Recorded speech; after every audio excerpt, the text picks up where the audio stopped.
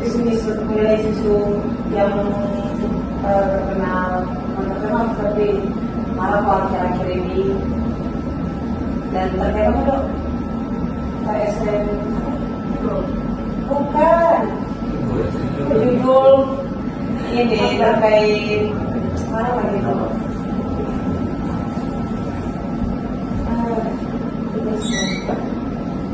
Terkait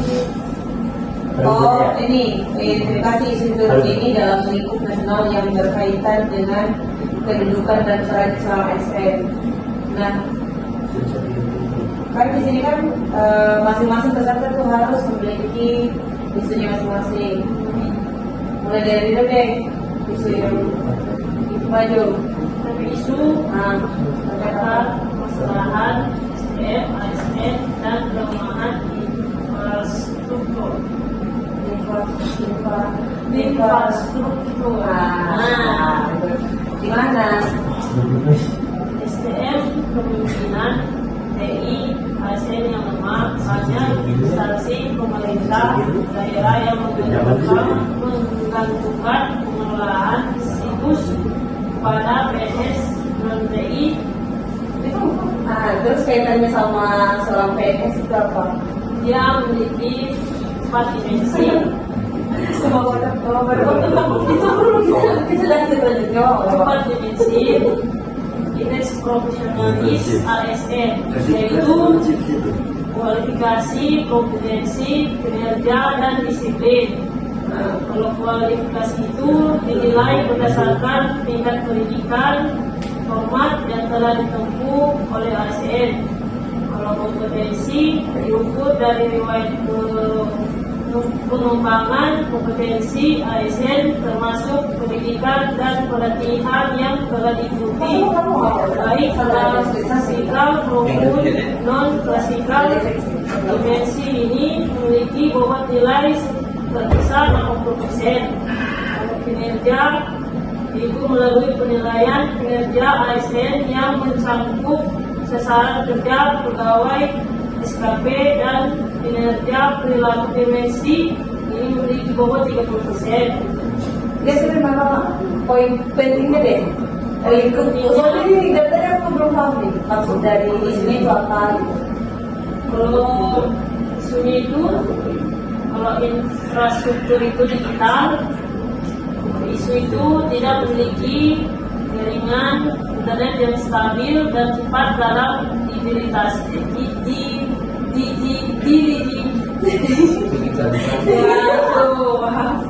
tidak diatur perangkat keras seperti komputer, laptop, dan server untuk memperkuat infrastruktur ASN. Oh berarti soalnya adanya pemahaman lagi terkait teknologi kepada para ASN itu. Kita lihat yang baik, mungkin saya di sini ingin mengangkat isu yaitu pemerintah yang sedang menggodok skema single salary ASN,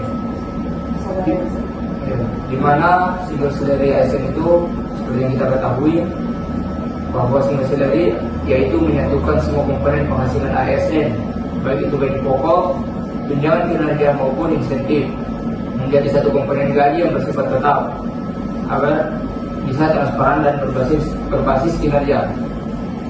Nah, mungkin adapun dampak jika single salary ASN ini batal diterapkan, yang pertama itu reformasi birokrasi terhambat. Mengapa demikian? Sebab tujuan utama dari single salary ASN ini yaitu untuk mendukung reformasi birokrasi, khususnya dalam hal transparansi penghasilan ASN.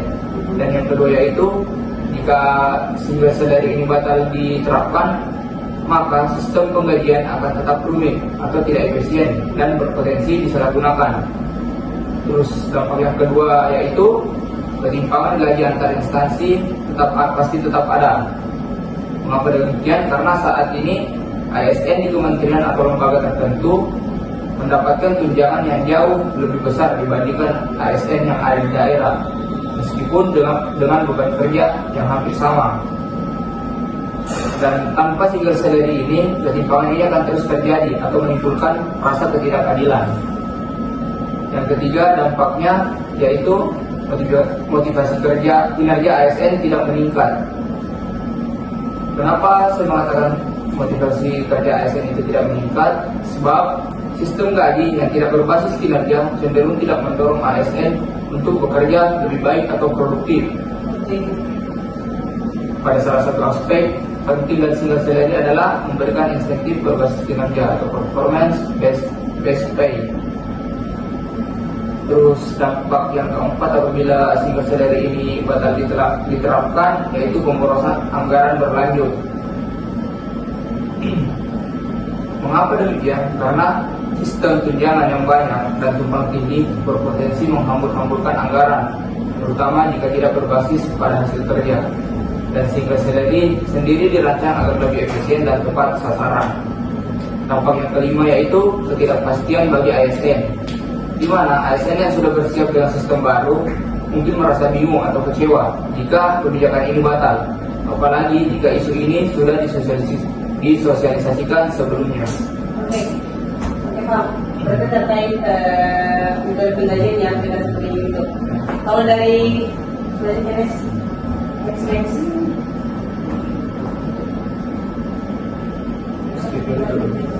Saya ini kan tugasnya tentang itu isu-isu terkait dengan kedudukan dan peran ASN. Nah, saya di sini ada satu isu nih lucu. Ini tentang ibu-ibu ASN karaoke masih pakai seragam dinas. Kan tidak bisa seorang ASN ya. Sini kan bahasanya kedudukan peran ASN. Karena itu fakta yang saya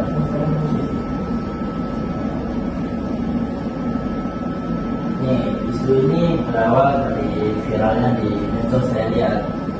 Terus video yang memperlihatkan ibu-ibu masih pakai seragam dinas, tapi dia malah bergaya.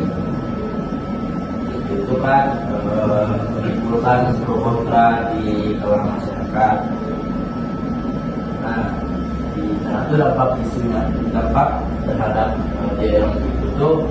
Pertama, kalau orang-orang yang melihat itu masyarakat yang melihat pasti jadi tidak turun kepercayaan publik terhadap kita, kayak begitu ini saya malah bikin di karaokean, lalu saya kan seorang ASN yang tentu kalau kita juga pelayan publik itu masyarakat, cuman malah hidupnya bagi wajah ASN kan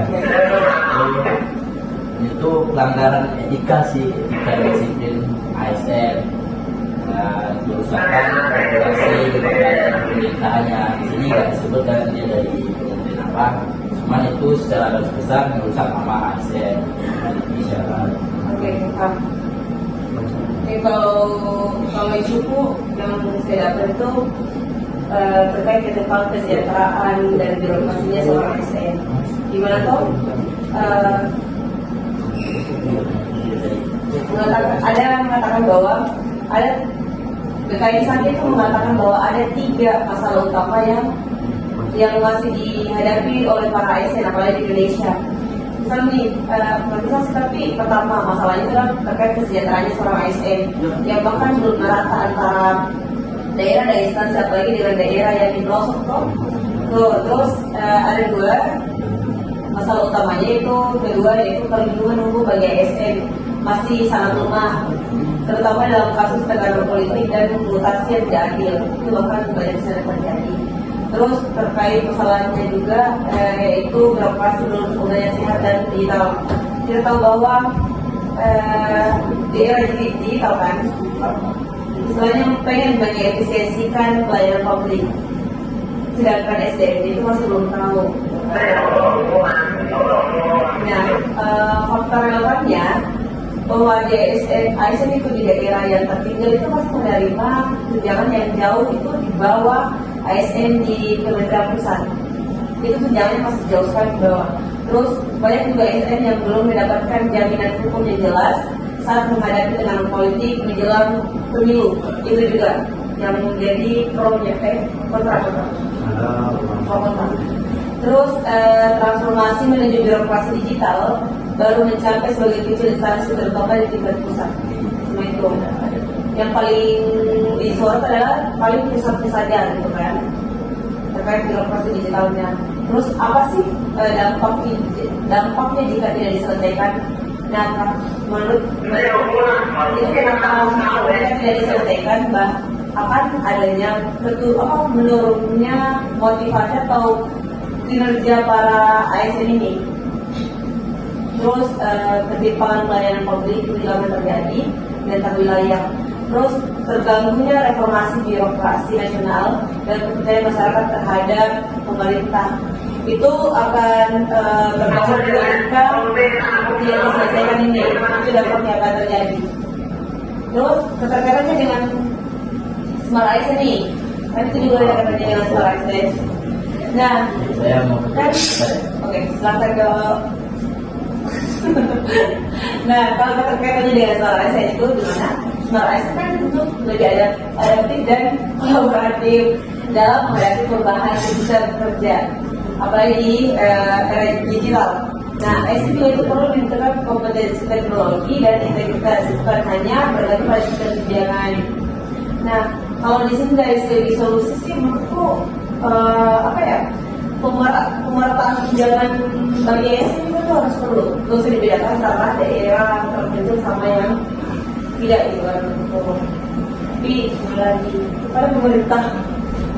Kayak isu terakhir nih guys, apa? Kalau untuk isu saya itu pentingnya netralitas pegawai ASN menjaga persatuan dan kesatuan untuk pemilu damai.